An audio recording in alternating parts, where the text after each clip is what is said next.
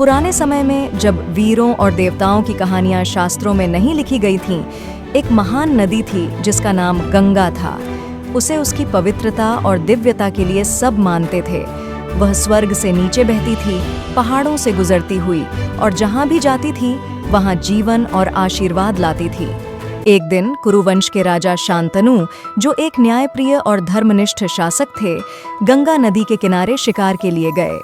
जंगल में घूमते हुए उन्होंने नदी के किनारे एक बहुत ही सुंदर स्त्री को खड़ा देखा। उसकी सुंदरता बेमिसाल थी और उसकी उपस्थिति में एक दिव्य आभा थी।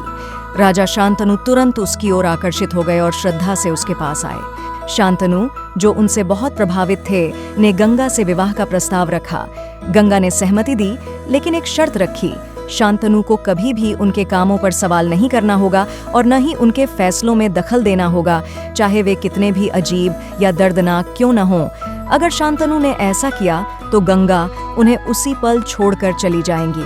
प्रेम में अंधे शांतनु ने यह शर्त स्वीकार कर ली और वचन दिया कि वह गंगा से कभी भी कोई सवाल नहीं करेंगे।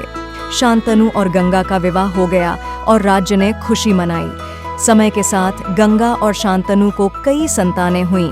हालांकि हर जन्म के साथ गंगा नवजात को नदी में ले जाकर उसके जल में डुबो देती, जिससे वह बह जाता। शांतनु अपनी प्रतिज्ञा के कारण इस दुखद अनुष्ठान को 7 बार चुपचाप देखते रहे। सभी मंत्रियों ने सवाल किया कि अगर ऐसा ही चलता रहा तो उनका वंश खत्म हो जाएगा।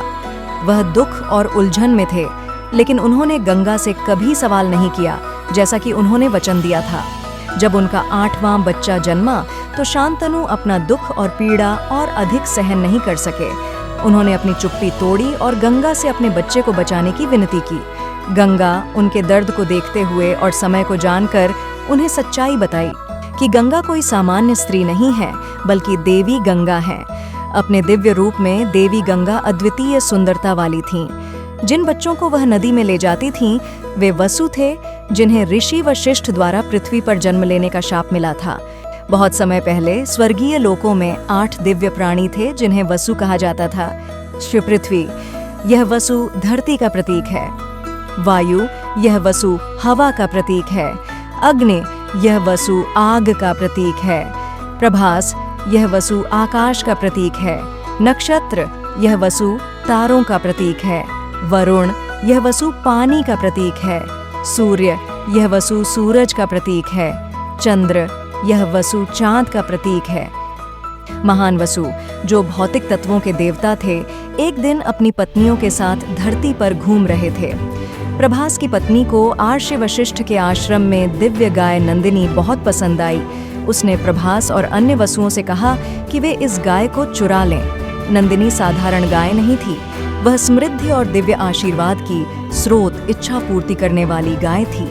जब ऋषि वशिष्ठ ने चोरी का पता लगाया तो उन्होंने वसुओं को मनुष्य के रूप में जन्म लेने का शाप दिया।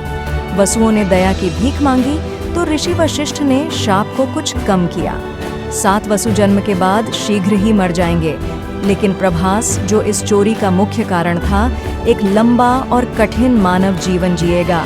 शाप के बाद वसु देवी गंगा के पास आए। देवी गंगा ने उन्हें वचन दिया कि वह उनकी मदद करेंगी।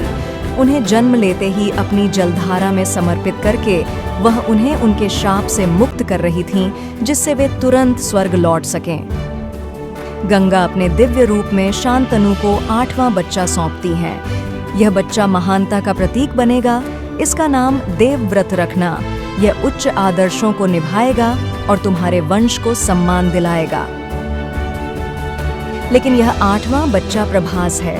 उसे पृथ्वी पर थोड़े समय और रहना है, क्योंकि उसका शाप अभी समाप्त नहीं हुआ है और उसे यहाँ पर रहकर महान कार्य करने हैं।